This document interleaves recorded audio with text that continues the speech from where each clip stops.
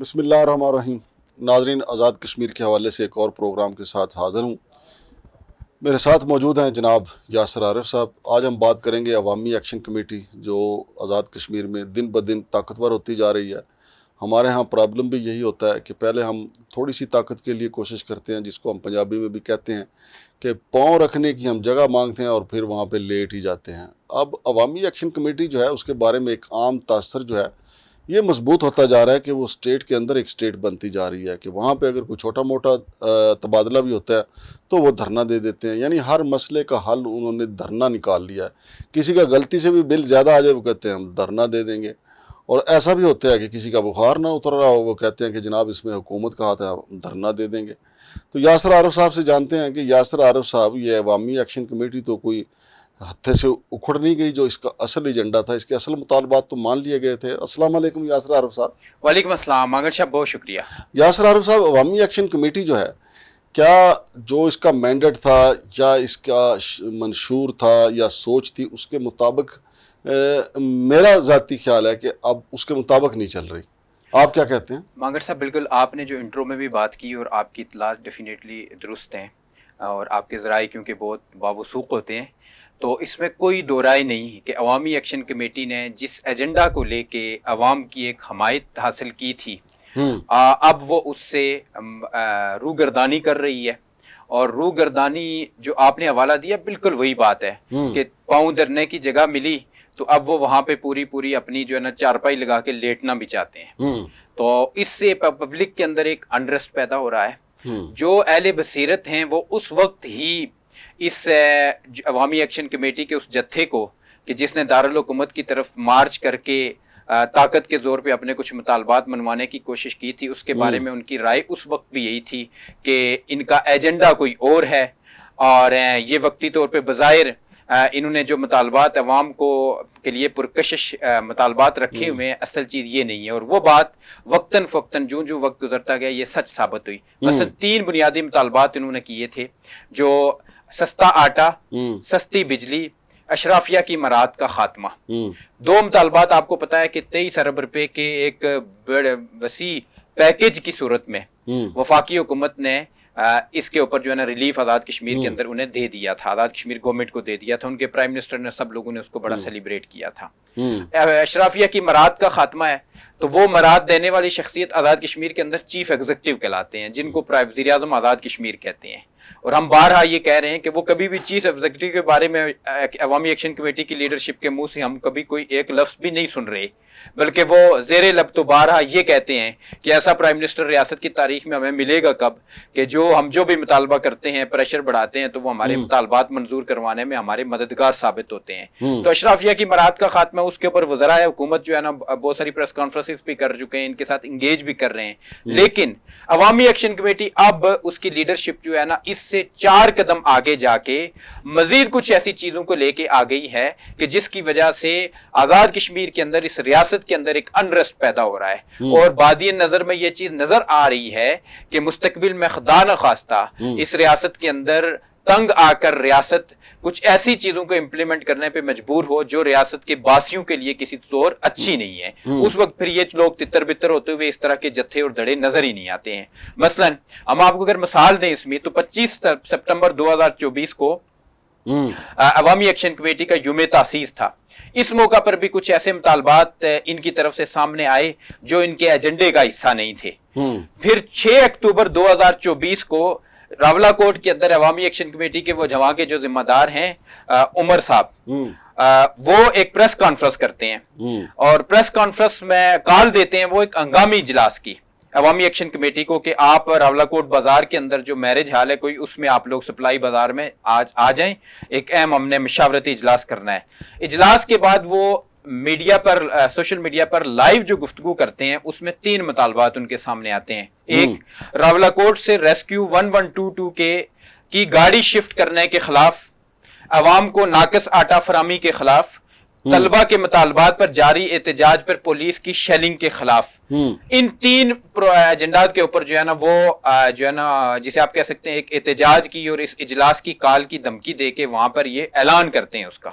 اب کوئی ان سے پوچھے کہ 3 مطالبات آپ کے بنیادی تھے جن کو آپ لے کر نکلے تھے، اس کے بعد اگر یہ کام سارے آپ نے کرنے ہیں، ایس ڈی او، کسی اے ڈی، کسی ڈی ڈی کی ٹرانسفر، کسی گاڑی کی جو ہے نا منتقلی کے حوالے سے احتجاج اور پروٹیسٹ آپ نے کرنے اور اس کے اوپر ریاست کو آپ نے آنکھیں دکھانی ہے، تو وہاں کے آپ کی کنسٹیچوئنسیز کے اندر سے جو منتخب نمائندے ہیں حسن ابراہیم صاحب، سابق وزیر اعظم اور صدر سردار یعقوب خان صاحب، وہ جو عوام کا مینڈیٹ لے کے آئے ہوئے ہیں، ان کا پھر کیا کام ہوا؟ وہ اسمبلیوں میں جا کے فضول کے اندر بیٹھے ہوئے ہیں، اور آپ لوگوں کو یہ مینڈیٹ کس نے دے دیا؟ ایک ووٹ لے کر آپ منتخب ہو کر نہیں آئے، لوگوں کو ایکسپلائٹ کر کے ایک جتھا لے کر ساتھ سامنے آئے اور آپ یہاں پہ آ کے باتیں کر رہے ہیں اس طرز کی۔ تو یہ مطالبہ جب انہوں نے وہاں پہ کیا اور انتظامیہ کو انہوں نے لتاڑا، انتظامیہ کے بارے میں انہوں نے نااہل ہیں، نالائق ہیں، سہولت کار ہیں، اور ایسے ایسے الفاظ انہوں نے استعمال کیے جس سے ایک واضح لگ رہا تھا کہ وہ ایک جتھے کی صورت میں اب جو ہے نا ریاست پہ چڑھ دوڑنے کے حوالے سے بہانہ ڈھونڈ رہے ہیں۔ یہاں پہ جب یہ چیز سامنے آئی تو اس کے بعد ظاہر انتظامیہ، وہاں کے ہمارے ادارے، سب لوگ اس پہ وہ ایک آخر ان کا ایجنڈا اور وہ ہے کیا کہ جس سے یہ آئے روز جو ہے نا چیزوں سے ایکسیڈ کرتے ہوئے جو ہے نا اپنے ایجنڈے سے باہر نکلتے ہوئے لوگوں کو ایکسپلائٹ کر رہے ہیں۔ پھر اسی طرح اگر ہم دیکھیں مظفر آباد کے اندر اب شوکت نواز میر صاحب ہیں، انہوں نے بھی ایک کال دے دی، اور مظفر آباد کے اندر جو بھی اس طرح کے عوامی ایشوز آتے ہیں تو وہاں پہ وہ لیڈرشپ کے طور پہ شہر سے سامنے آتے ہیں۔ پھر یہی سوال ان کے بارے میں بھی اٹھتا ہے کہ خواجہ فاروق صاحب جو آپ کے شہر سے منتخب نمائندے ہیں، اپوزیشن کے اندر وہاں اسمبلی کے اندر موجود ہیں، ان کا مینڈیٹ کیا ہے جب آپ نے جو ہے نا سارا مینڈیٹ ان کا لے کے بات کرنی ہے؟ اسی طرح بازل نقوی وہاں پر سے ایک شہر کے قریب کے ایک تگڑے منسٹر ہیں، ان کا مینڈیٹ کیا ہے؟ تو عوامی ایکشن کمیٹی کی یہ لیڈرشپ جو ہے نا جوں وہ دیکھ رہی ہے کہ گورنمنٹ کہیں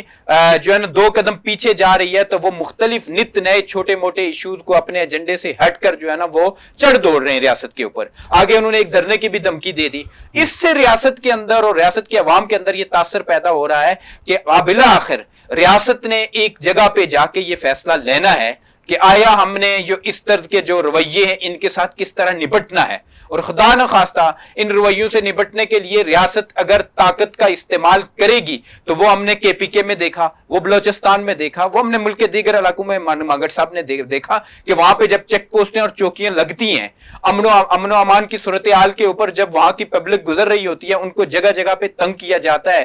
عام شہریوں کو، تو ان کے اوپر کیا بیتتی ہے۔ یہی کام آزاد کشمیر کے اس پرامن خطے کے اندر اب عوامی ایکشن کمیٹی ریاست کو مجبور کر رہی ہے، ان کی یہ سو کارڈ لیڈرشپ آئے روز ریاست کی ریٹ کو چیلنج کر کے مجبور کر رہی ہے کہ وہ کسی انتہائی قدم پہ جائیں۔ اس پہ ریاست کے ہر باسی کے، ہر شخص کے، ہم سب کے کنسرنز ہیں کہ ان کا ایجنڈا کوئی اور ہے اور یہ بظاہر کچھ اور دکھا کے ریاست جا رہے ہیں۔ عوامی ایکشن کمیٹی کو جو لیڈران لے کے چلے تھے ان میں سے وہ سارے لیڈر موجود ہیں یا کچھ چھوڑ بھی گئے ہیں؟ بہت ساری لیڈرشپ، ان کی لیڈرشپ کے اندر بھی تو کافی رفٹ ہے انٹرنلی ان کے آپس میں۔ ان کے بارے میں ایک چیز بات مشہور ہے کہ یہ 9 سے جب 10 ہوتے ہیں اور 10 سے 11 ہوتے ہیں تو ان کی انٹرنلی آپ میں ایک دوسرے کو عدم برداشت کے حوالے سے وہ چیزیں چلنا شروع ہو جاتی ہیں۔ اس میں 2 ایلیمنٹس تو اب واضح ہو رہے ہیں، لیکن بیچ میں ابھی بہت ساری گڈ مڈ ہے۔ مثلا اس میں جو نیشنلسٹ طبقہ تھا، جو علیحدگی پسند جسے کہتے ہیں، اس کو پھر ایک وقت میں انہوں نے الگ کیا، وہ الگ ہوا بھی ہے، پھر بھی اس کے سینٹیمنٹس بعض جگہوں پہ ہمیں نظر آتے ہیں کہ وہ بیچ موجود بھی ہیں۔ اور یہ عوامی ایکشن کمیٹی کی بظاہر جو لیڈرشپ تھی، ہم نے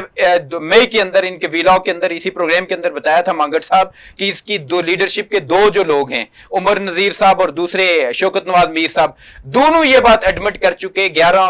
مئی کے بعد جو حادثہ ہوا تھا 13 مئی کو اپنی گفتگو کے اندر ایک نے کہا کہ دیرکوٹ سے گزر رہے تھے ہمارا قافلہ اور میں نے نیچے اتر کر نوٹیفیکیشن کے بعد اب لوگوں کو روکنے کی کوشش کی اور کچھ لوگ آئے، عمر نذیر صاحب نے کہا تھا، یہ ان کی ویڈیو موجود ہے، کچھ لوگ آئے انہوں نے جو ہے نا زبردستی ہمیں بات نہیں کرنے دی، ہمیں بات چیت نہیں کرنے دی اور انہوں نے کہا کہ آپ مظفر آباد کی طرف موو کریں۔ شوکت نواز میر صاحب نے جا کے مظفر آباد کے اندر دوسرے دن گفتگو کی اور انہوں نے کہا کہ جو لوگ 150-200 لوگ جنہوں نے جا کے اسمبلی کے گیٹ کی طرف دعویٰ بولا تھا، ان کے ساتھ ہمارا کوئی تعلق نہیں تھا، ہم نے انہیں روکنے کی بھی کوشش کی تھی، تبھی ہم نے کہا تھا کہ یہ جو جتھا ہے اس کی لیڈرشپ کے اندر نہ گٹس ہے، نہ کوئی سکل ہے، نہ کوئی ویژن ہے۔ ایک بیکری کرنے والا ایک بیکر مین ہے اور دوسرا کپڑے بیچنے والا تاجر ہے، دونوں آگے ہیں اور لوگوں کو ایکسپلائٹ کر کے لا رہے ہیں۔ میں اب سے اتفاق نہیں کرتا کہ اگر کوئی ایک کپڑے فروش ہے تو دوسرا اگر بیکری والا ہے۔